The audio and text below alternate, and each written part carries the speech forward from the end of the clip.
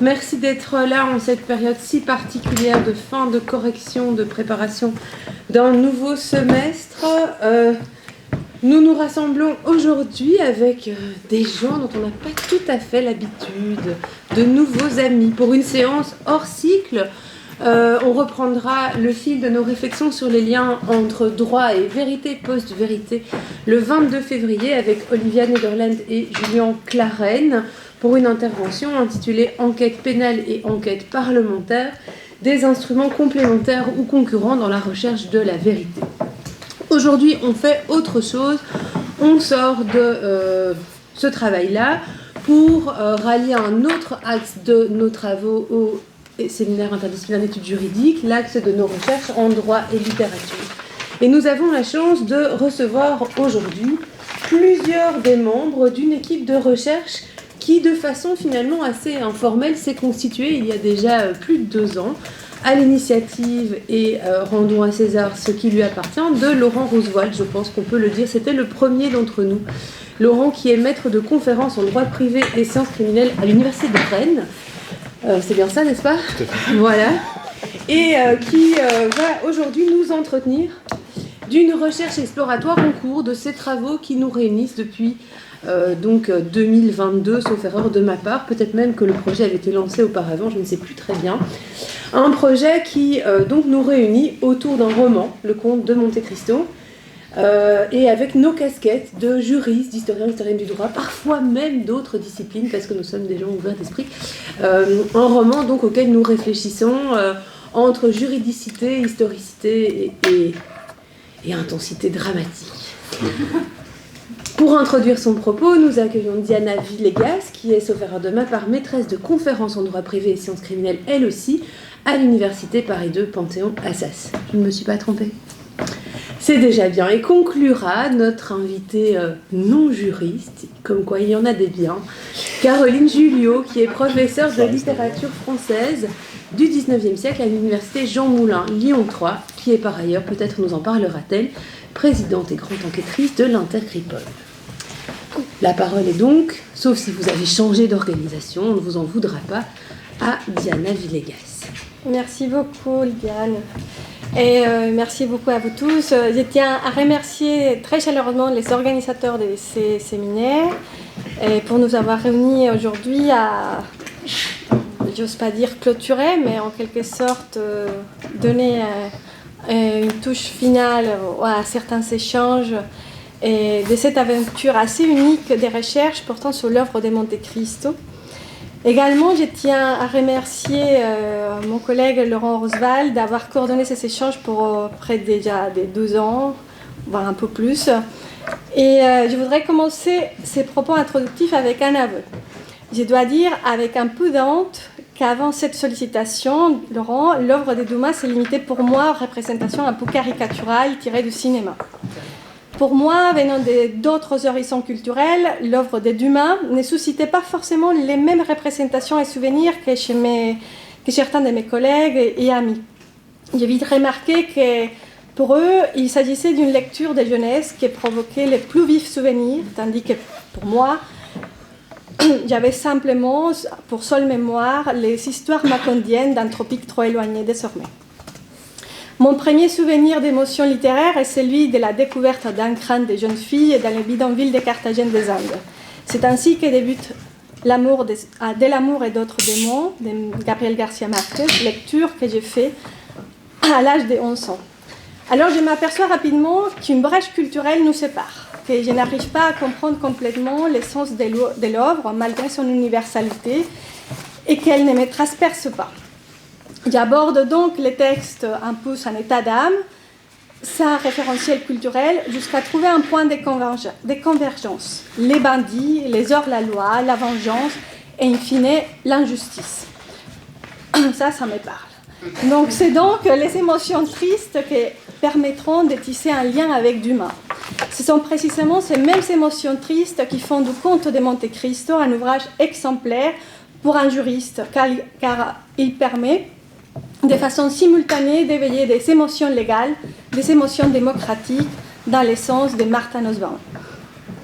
Finalement, comment rester impassible face à l'injustice d'une détention arbitraire On est rapidement bouleversé par une peine perpétuelle et les conditions de détention inhumaines, les mécanismes de corruption et de connivence. Parler d'émotions littéraires, tristes, légales et juridiques pourrait alors paraître absurde pour un juriste, car les droits, sciences rationnelles et techniques par essence, se refusent d'être abandonnés aux sentiments. C'est ainsi que depuis un certain temps, les juristes se sont forcés, en vain, à enlever toute trace d'émotion au sein du droit, oubliant que les fonds du commerce de la justice sont évidemment les émotions légales contenues, mais tout de même des émotions. Méconnaître cette dimension sensorielle et sensitive du droit revient à refouler un composant essentiel de celui-ci. En outre, nous avons appris en bon juriste les droits les plus normatifs qu'ils soient, en les positivisant, en oubliant que les droits est aussi composé d'autres dimensions, symboliques, idéologiques, discursives et bien évidemment sensorielles. Des dimensions forcément non normatives et en quelque sorte moins prescriptives. Ou bien c'est ce que l'on croit. Grâce à la nouvelle perspective interdisciplinaire et englobante des droits et cultures, décloisonner les droits devient possible et ces multiples dimensions auparavant négligées trouvent une place au cœur de l'intérêt des juristes. Cette perspective permet l'étude du droit à travers différentes formes et sens, à l'aide de la diversification des supports, par exemple textuels, filmiques, sonores et graphiques, et grâce aux fameuses articulations des droits E, droit et art, droit et cinéma, droit et architecture, droit et musique, et bien évidemment, celle dont il est question aujourd'hui, droit et littérature. C'est dans cette approche pleinement assumée qui me semble s'inscrire notre recherche exploratoire et les travaux qui en découlent. Le mouvement droit et littérature est généralement mobilisé pour mettre en exergue la dimension discursive du droit, c'est-à-dire comprendre les nomos ou l'univers normatif qui n'est pas formé que des normes, des règles, des principes ou d'institutions juridiques. Car aucun ensemble d'institutions juridiques, aucun ensemble de prescriptions juridiques n'existe indépendamment des narrations qui les situent et qui lui donnent sens. À chaque constitution correspond une époque, à tout décalogue une écriture. Une fois replacé dans les contextes des narrations qui lui donnent sens, les droits n'est plus seulement un système de règles à observer, mais il devient un monde dans lequel nous vivons. Ainsi, les narrations permettent de relier les normatifs à l'image du droit en lui donnant un tout autre sens. Les droits peuvent se concevoir comme un système en tension ou comme un pont entre les conceptions d'une réalité et une alternative imaginée, c'est-à-dire comme une conjonction entre deux états des choses qui ne peuvent l'un et l'autre être représentés dans leur signification normative que par la narration. Les narrations permettent la conjonction de l'action et de la parole, du normatif et du récit. Mais que sont finalement ces narrations ? Selon Robert Cover, les narrations sont les codes qui relient notre système normatif à nos constructions sociales de la réalité et aux visions de ce que pourrait être le monde. Pour lui, les narrations sont des modèles à travers lesquels nous étudions et expérimentons les transformations qui opèrent lorsque l'on soumet un état des choses simplifié, donné au champ de force d'un ensemble de normes semblablement simplifiées.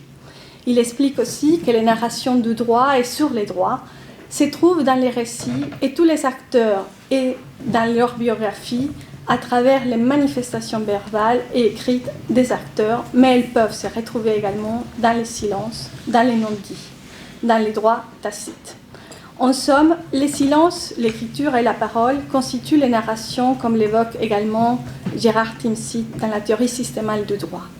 Vu ainsi, les mouvements droit et littérature renvoient tout autant à l'analyse discursive du droit qu'à la représentation du droit dans la littérature. L'un et l'autre ne laissent de démontrer ses fonctions bénéfiques pour les droits. La fonction instrumentale, la fonction contextuelle, révélatrice, réificatrice et constitutive. C'est-à-dire que l'approche interdisciplinaire des droits et littérature présente, à mon sens, ces plusieurs fonctions. Tout d'abord, la fonction instrumentale. Les réalistes américains ont déjà démontré les avantages de cette fonction. Roscoe Pound, ferait allusion à un dialogue entre Tom Sawyer et Huckleberry Finn pour illustrer, dans l'un des textes fondateurs de la sociologie du droit, les tensions entre law in books et law in action. Par ailleurs, et plus communément utilisée, c'est l'approche du droit et littérature dans sa fonction contextuelle. La source littéraire viendrait nourrir la connaissance des juristes, apportant des éléments d'information extra-juridiques, sociales, économiques, religieux, entre autres. Ensuite, la fonction révélatrice permet de dévoiler pratiques, discours et représentations des savants et des profanes dans des contextes normatifs juridiques multiples. Mais revenons aux sentiments, pas seulement les miens, mais ces legal feelings, car l'approche des droits et littérature serait également révélatrice de la dimension sensorielle et sensitive des droits dont on a parlé.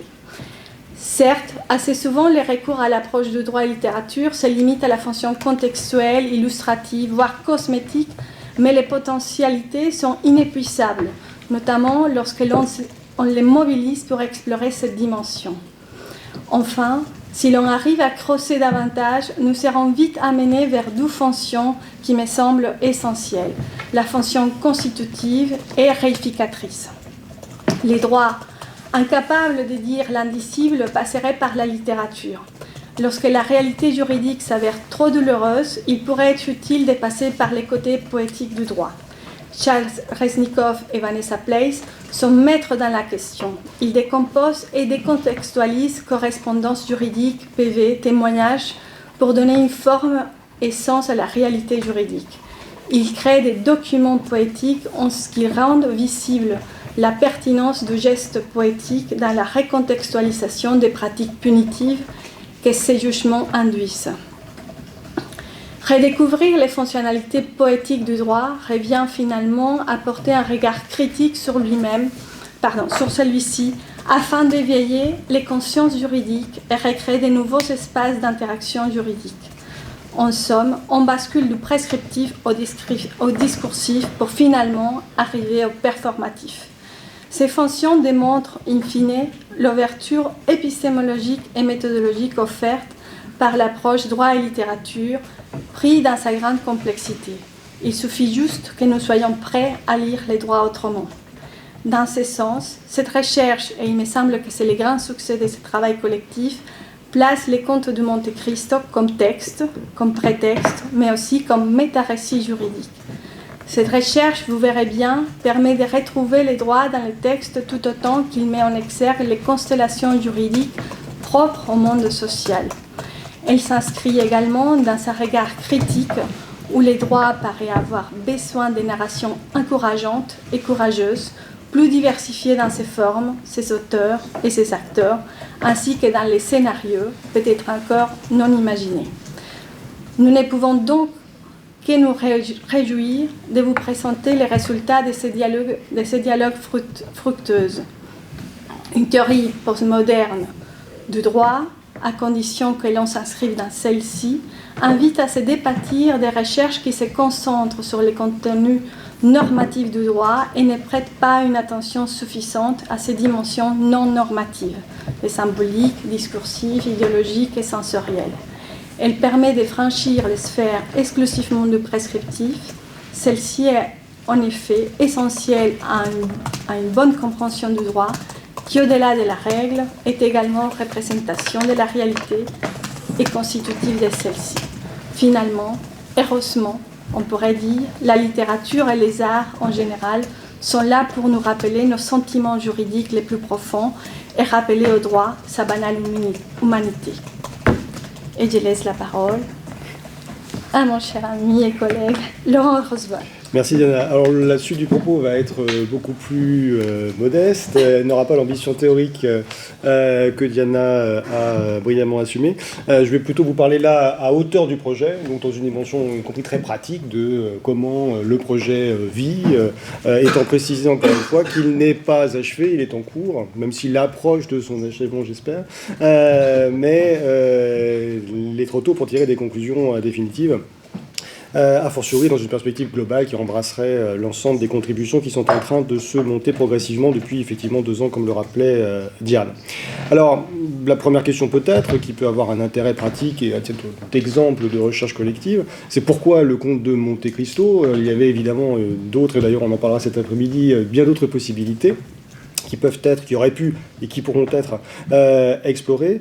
En l'occurrence, pourquoi le comte de Monte Cristo? En réalité, c'est pour une part de hasard, et en l'occurrence de hasard pédagogique, puisque je cherchais pour mes étudiants en Master 2 pour un séminaire de culture juridique à réfléchir sur la charnière droit-littérature dans une perspective d'enseignement, pour mieux les former, espérais-je,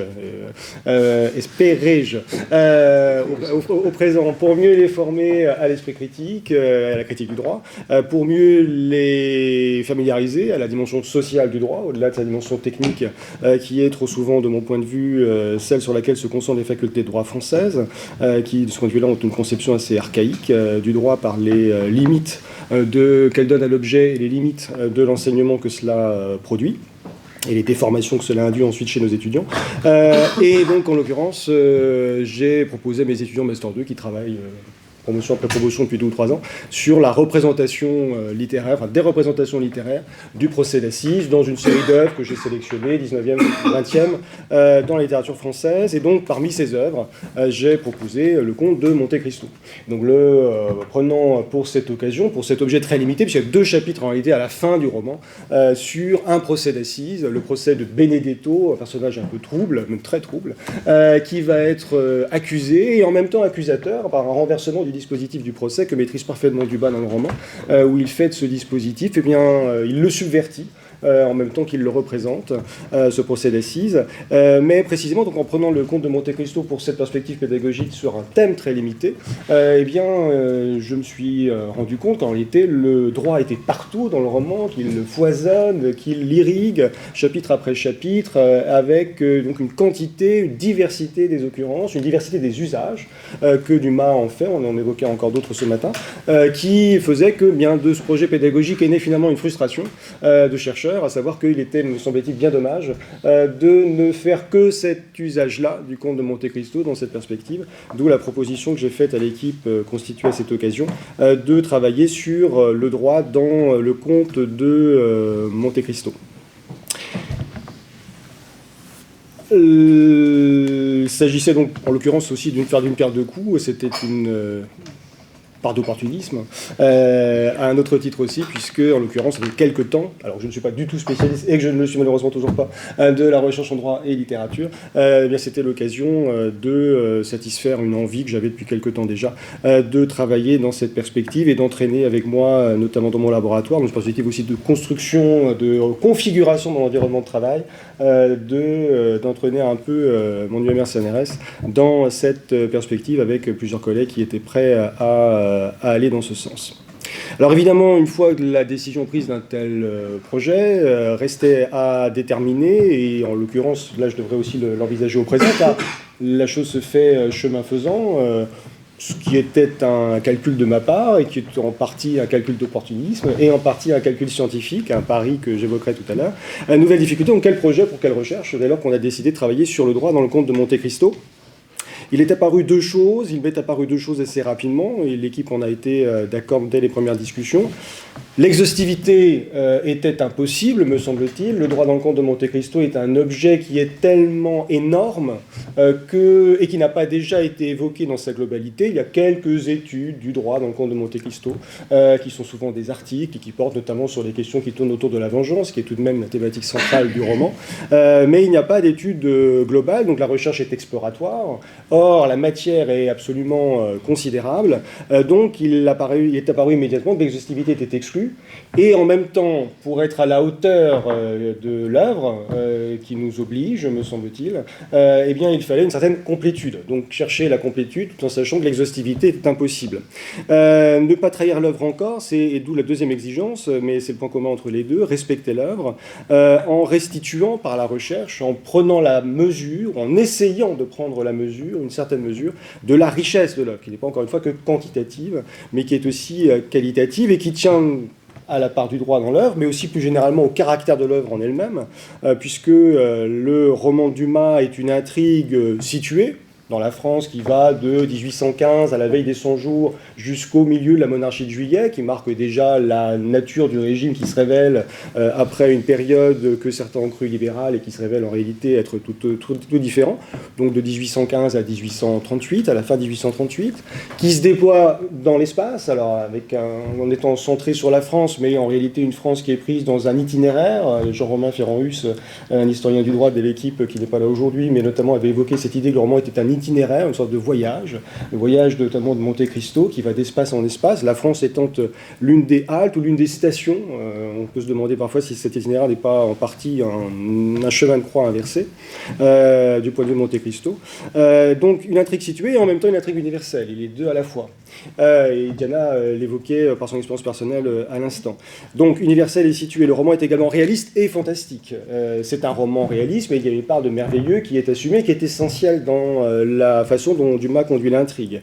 C'est également une machine romanesque au sens premier du terme, d'où sa dimension de roman populaire depuis 2 siècles, mais c'est également un tableau critique, et même très critique, et une critique très documentée de la France que Dumas connaît, notamment une critique politique qui est extrêmement forte, avec différentes cibles. Dumas, ici, le romantique, fils d'un général de la Révolution, et politiquement très engagé, républicain, tout en ayant des amitiés chez les Orléans, les orléanistes, enfin la famille d'Orléans.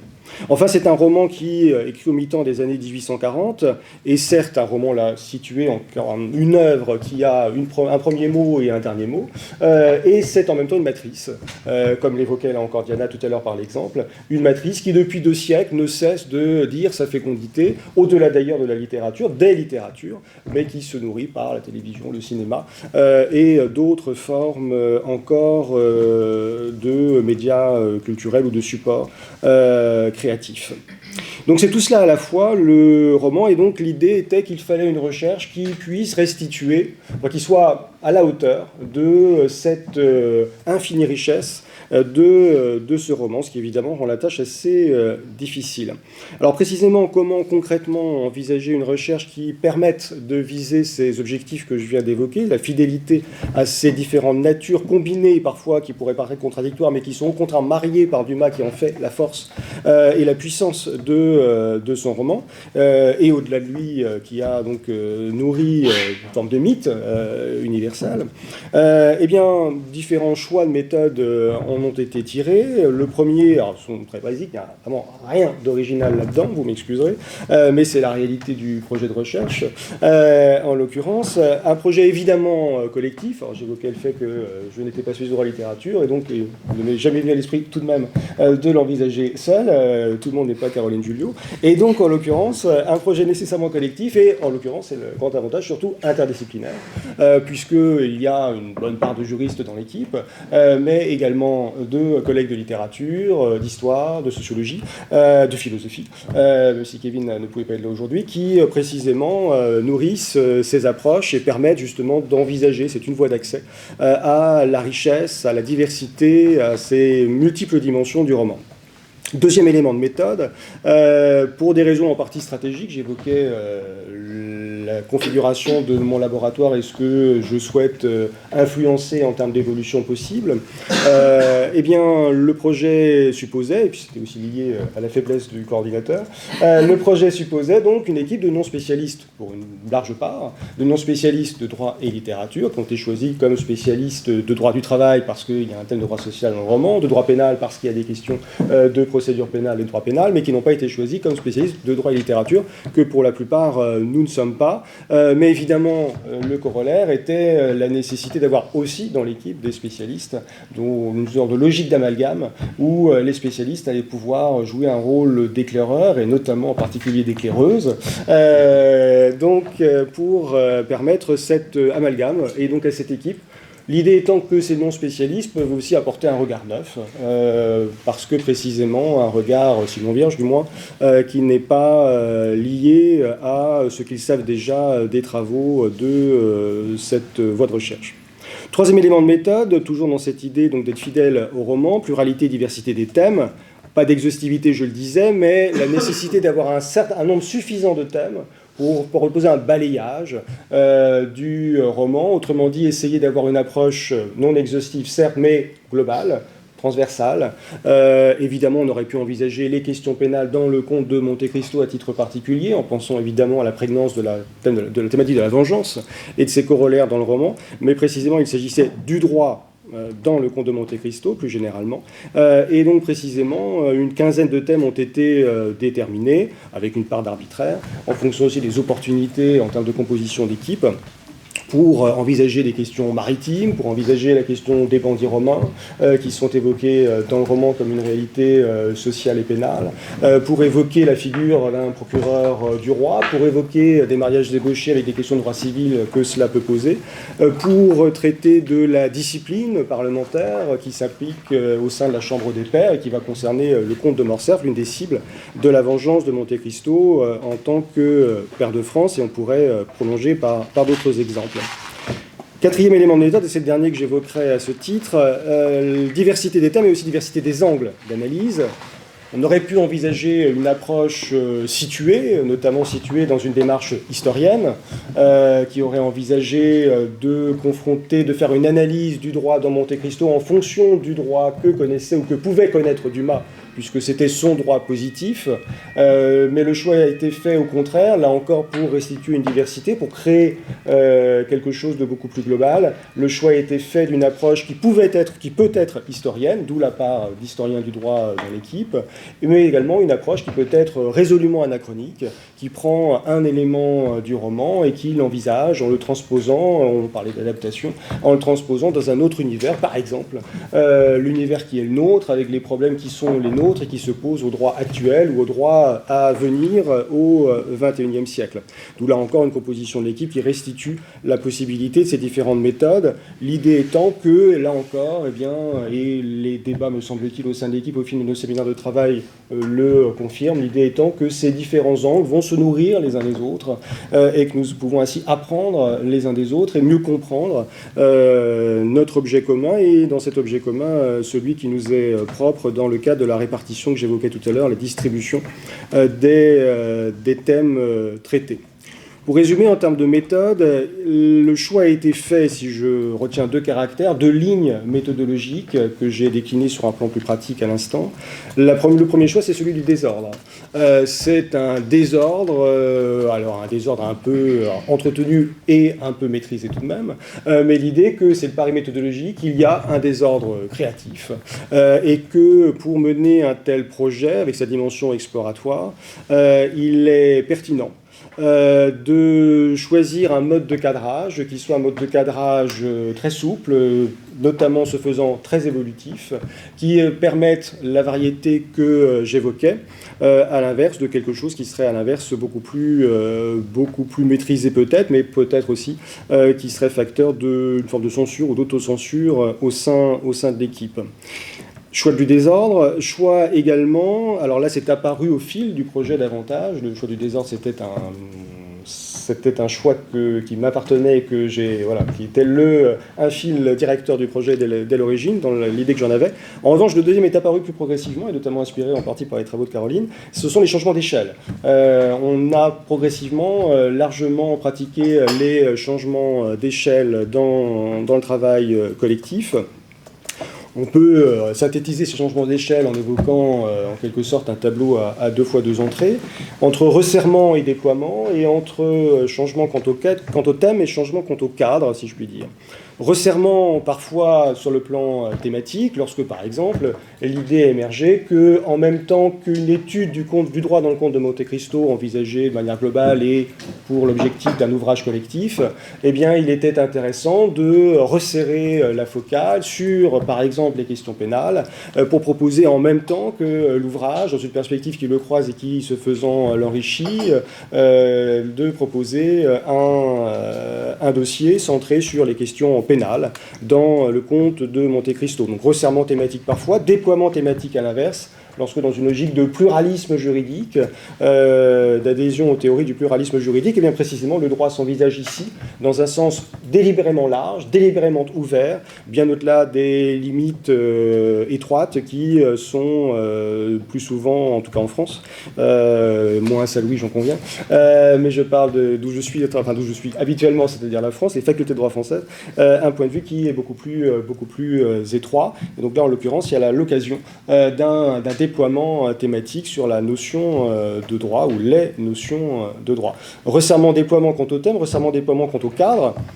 Le roman est certes l'objet de l'étude, mais cela passe parfois par une étude resserrée pour certains sujets sur un passage clé. Par exemple, j'évoquais tout à l'heure les 2 chapitres qui portent sur le procès Benedetto, qui sont en soi un objet d'étude dans l'objet d'étude roman qu'est l'ouvrage. Donc resserrement du cadre par moment pour nourrir la réflexion globale, et à l'inverse déploiement du cadre en même temps, puisque parfois il faut déborder le roman. Il est apparu que pour mieux y revenir, pour le lire autrement, et Caroline est une spécialiste de la chose, eh bien il est utile d'aller voir les adaptations, d'autres adaptations littéraires ou des inspirations cinématographiques, et qui offrent, qui viennent nourrir la lecture par un retour, une rétro-lecture en quelque sorte du roman à partir de cet ailleurs qu'il a suscité plus ou moins librement et dans des temps et des lieux extrêmement divers. Pour conclure, avant de passer la parole à Caroline qui va ouvrir la discussion en évoquant les choses du côté des recherches en littérature, cette recherche exploratoire en cours, j'y insiste encore une fois, l'objectif est de produire un kaléidoscope. C'est l'ambition de ce projet, un kaléidoscope qui soit en quelque sorte le miroir, en tant que kaléidoscope, du roman que nous voyons, je crois, ne pas être tout à fait le seul, comme un kaléidoscope par ses différentes, ses multiples facettes que l'on peut envisager à différents titres, sous différents angles thématiques, de style, d'enjeux narratifs, pour ne citer que quelques lignes de cette pluralité foisonnante. Kaléidoscope qui permet donc d'envisager de saisir le roman dans ses différentes dimensions, et qui permet notamment de saisir, encore une fois, et il faut y insister, la part que le roman a à la critique du droit. Dumas est un critique du droit extrêmement acéré, à bien des titres, critique du droit dont il fait un instrument de la critique politique de la France des 100 jours ou de la France de juillet qu'il conduit. Ces critiques du droit est tout à fait prégnante, et donc évidemment est un élément essentiel et l'un des intérêts de la recherche engagée, d'autant plus que cette critique du droit faite par Dumas peut se déployer dans le regard que nous, lecteurs, au XXIe siècle faisons en fonction d'un autre droit que celui que Dumas connaissait. Cela nourrit encore une autre critique du droit par en quelque sorte inspiration, stimulation que produit la lecture d'abord et l'étude ensuite du roman. Kaléidoscope aussi parce que pour le coup, Dumas fait non seulement des références au droit très variées, notamment dans une perspective critique, mais il y a également une pluralité d'autres usages que la critique du droit, du droit dans le roman. Dumas propose des représentations du droit, parfois comme un élément de l'intrigue, on l'évoquait ce matin, qui peut avoir des ressorts qui peut servir de ressort dramatique. Ça nous a été brillamment démontré ce matin sur les mariages ébauchés par Aude. Représentation se faisant aussi des fonctions du droit, puisqu'on voit là une fonction à laquelle on pense assez peu souvent comme juriste, mais précisément cette idée donc de cette texture narrative et qui peut donc être ici utilisée, elle l'est manifestement par Dumas. J'évoquais le fait que le roman était et réaliste et fantastique, et pour le coup l'usage que Dumas fait du droit se retrouve dans ces deux dimensions. Il ne nourrit pas simplement la dimension réaliste. On peut penser que Dumas fait des références au droit pour, en quelque sorte, donner du crédit à son récit, montrer une forme de véracité politique et sociale, mais le droit participe aussi de manière peut-être plus étonnante, spontanément, en tout cas moi qui m'a davantage surpris, que je n'en ai moins. Parfois, le droit est utilisé pour nourrir la dimension merveilleuse du roman, le fantastique. Donc il utilise le droit dans les deux perspectives qui font le roman. Donc voilà l'ambition du projet tel qu'il a été pensé et surtout tel il s'est pensé, il se pense chemin faisant, avec l'idée qu'il doit il peut aboutir par la liberté de la façon dont il est mené collectivement, liberté qui est ici, alors évidemment la liberté des chercheurs, mais qui est nourrie par, en quelque sorte, un surcroît de liberté, me semble-t-il, en tout cas je le vis comme ça, donné par cet objet particulier. C'est la première fois, par rapport au projet dont j'ai pu avoir l'initiative par ailleurs collectif du même type, c'est la première fois que mes sollicitations rencontrent l'enthousiasme. Et pour le coup, ça donne un surcroît d'énergie. Et c'est vraiment un élément essentiel, très prosaïque, mais essentiel de la conduite du projet. J'ai l'habitude qu'on me dise avec joie, évidemment, qu'on accepte les propositions, mais là, pour le coup, j'ai eu véritablement, il y a un enthousiasme, il y a quelque chose qui porte le projet et qui participe de la liberté avec laquelle il est envisagé, il est construit. Et il se construit collectivement. Et donc, ce faisant, en l'occurrence, on voit que ce projet est aussi l'occasion donc, de réfléchir à ces questions de fond qu'on évoquait, à différents niveaux, à différents degrés, dans différents registres, dont certains sont très théoriques et d'autres beaucoup plus pratiques. Certains sont envisagés comme situés dans l'histoire et d'autres, au contraire, comme totalement anachroniques, pour être transposés dans le monde qui est le nôtre, comme lecteur du XXIe siècle. Mais c'est également l'occasion de réfléchir à la méthode de la recherche, on évoquait la dimension interdisciplinaire, aussi à des questions parfois d'épistémologie appliquée, car j'en terminerai sur ce point, car là pour le coup c'est quelque chose qui m'apparaît très récemment, donc je ne sais même pas comment le formuler, c'est encore très confus, mais il y a la question de savoir si cette liberté ne peut pas faire courir le risque ne pose pas la question d'une réflexion à nouveau frais du positionnement du chercheur. Alors comme pénaliste qui travaille sur des questions qui engagent des passions politiques et souvent des passions tristes, pour le coup j'ai une réflexion pratique un peu ancienne pour mon positionnement comme chercheur engagé et en même temps qui précisément doit envisager une certaine distance à son objet, en tout cas c'est ce que j'essaye de faire. Mais précisément, alors je pensais ces questions relativement réglées, qu'elles ne m'empêchent plus de dormir le nuit depuis quelques années dans mes recherches en droit pénal. Et bien là récemment je me suis rendu compte que l'enthousiasme qui me portait sur le cours de Monte Cristo peut-être faisait que j'avais un positionnement de chercheur qui cette fois n'était pas tout à fait celui qui pourrait être, qui devrait être, que j'étais peut-être dans une zone de risque et que je devais davantage réfléchir que je ne l'avais pensé à mon positionnement pour que la passion soit un ressort, mais qu'elle ne m'emporte pas plus loin qu'il ne le faut pour que je puisse produire et que nous puissions produire ensemble une recherche qui soit à la hauteur des enjeux que j'évoquais, et notamment par la nécessité de la fidélité à une œuvre matricielle. Caroline ? Merci beaucoup Laurent. Donc, alors moi évidemment ma place dans le projet est un peu particulière, mais d'abord je profite de cette occasion pour dire que pour moi ça a été un véritable cadeau, puisque quand Laurent m'a contacté pour me proposer de rejoindre l'équipe, ça faisait plusieurs années que je travaillais sur le droit, évidemment avec ma perspective, sur les rapports du roman au droit ou à la question de la justice. Donc j'étais en train de finir ce qui est devenu un livre entre-temps, et période pendant laquelle je me suis sentie assez seule et pour laquelle j'aurais bien aimé avoir des spécialistes juristes pour m'aiguiller, même si évidemment j'ai essayé de contacter certains collègues si besoin, mais en tout cas l'idée de fédérer une équipe autour du roman, c'était évidemment pour moi, oui, comme je le dis, un véritable cadeau. Alors je vais juste centrer mon intervention très rapide sur l'intérêt pour les études littéraires de ce type de travail interdisciplinaire, pour pas justement rester à une perspective trop personnelle. De la même façon qu'en droit, toute la question le problème est toujours de rester dans une perspective qui exclut une trop grande adhésion.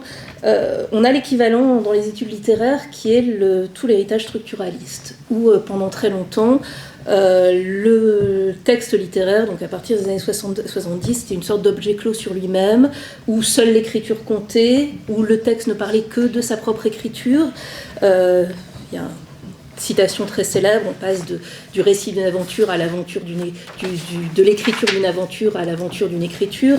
Donc finalement, une espèce d'autonomie, de clôture du texte sur lui-même, qui faisait que pendant très longtemps, il y avait une espèce d'interdit, à la fois sur l'adhésion ou la distance, enfin, l'adhésion émotionnelle qu'on pouvait avoir face au texte, et en même temps face tout simplement à l'idée que les romans, la littérature parlent du monde, réfléchissent sur le monde.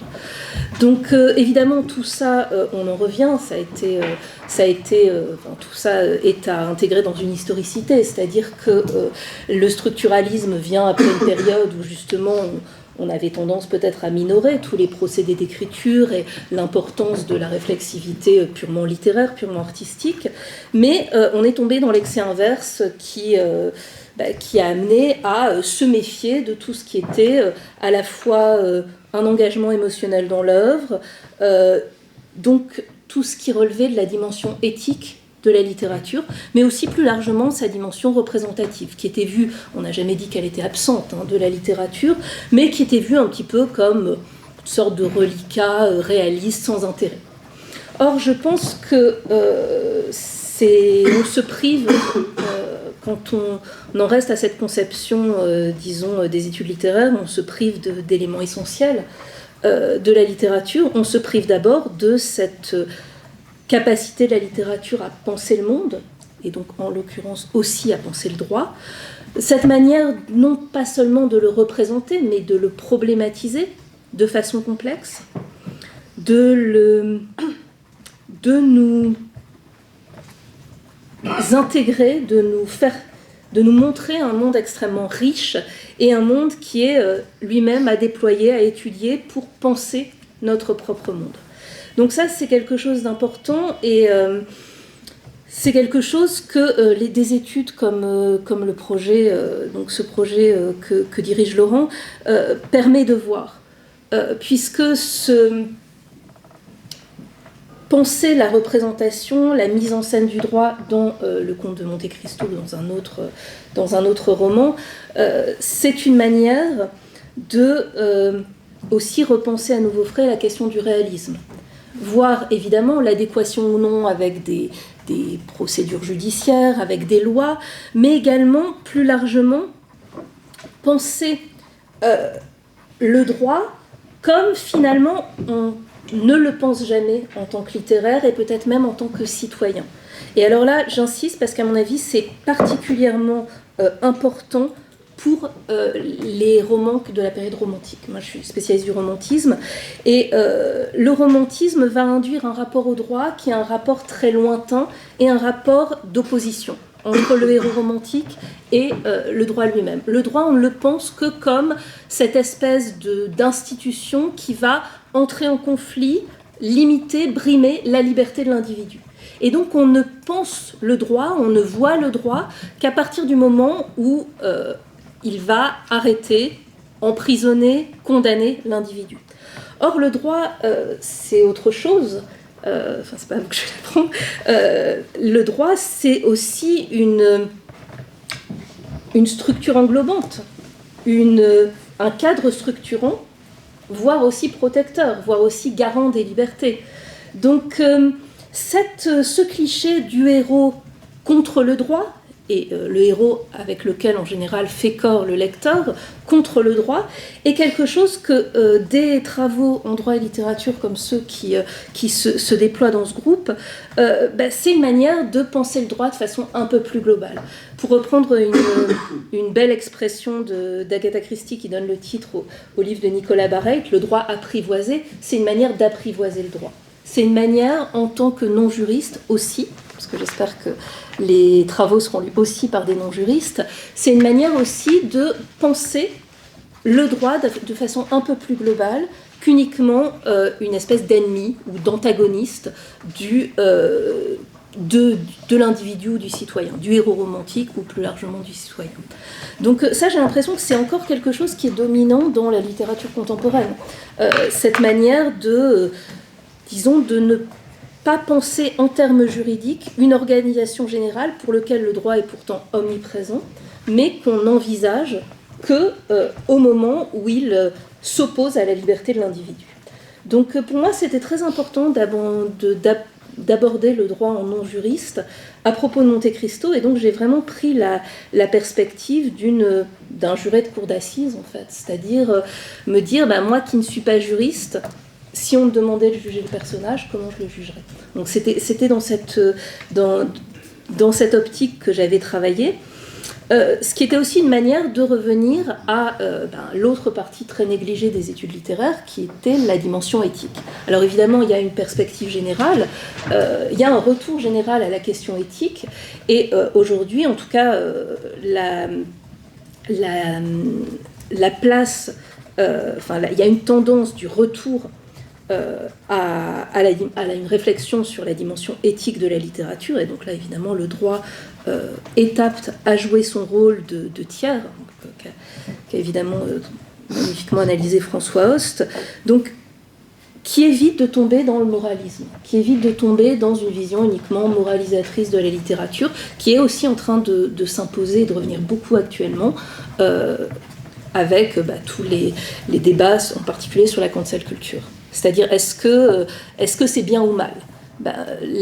L'approche juridique de la littérature, elle permet justement de ne pas en rester à cette dimension et de médiatiser avec une norme générale, qu'on peut elle-même interroger, mais de médiatiser un ressenti moral qui est toujours un petit peu, qui est souvent extrêmement trompeur. Donc il y a vraiment un retour actuellement à la fois à ces interrogations éthiques pour lesquelles je pense que l'approche juridique a vraiment sa place, et en particulier pour les études de 19e, et ça fait quelques années, et assez peu, que les littéraires eux-mêmes essaient de travailler en droit et littérature, et en particulier pour le 19e siècle. C'est un peu plus ancien pour l'Ancien Régime, pour la littérature médiévale, mais sur le 19e siècle, ça commence vraiment à se développer depuis quelques années. Il y a eu par exemple un livre magnifique, un ouvrage collectif magnifique sur le code en toutes lettres, c'est-à-dire la manière dont l'écriture du code civil a déterminé l'écriture, en particulier l'écriture romanesque, chez Balzac ou chez d'autres. Donc, essayer d'interroger l'écriture de la loi telle qu'elle se formalise vraiment à cette période, au XIXe siècle, et l'écriture littéraire. Donc, voir comment le droit est un apport et une dimension essentielle de la littérature du 19e, et même d'une littérature qui a pour réputation d'être très éloignée justement de toute perspective juridique. Donc voilà.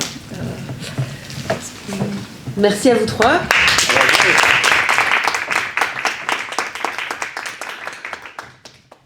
Alors je suis évidemment partie prenante au projet, puisque je fais partie des gens qui répondent avec enthousiasme aux emails qui nous viennent de Bretagne. Mais ce que je retiens, ce que vous avez peut-être perçu également, c'est le plaisir que suscite ce projet, et c'est quand même vraiment quelque chose de très important dans nos carrières exigeantes, pleines de contraintes et d'ennuis, disons-le. Parfois, tout d'un coup, il se passe quelque chose. Et c'était vraiment très très fort dans les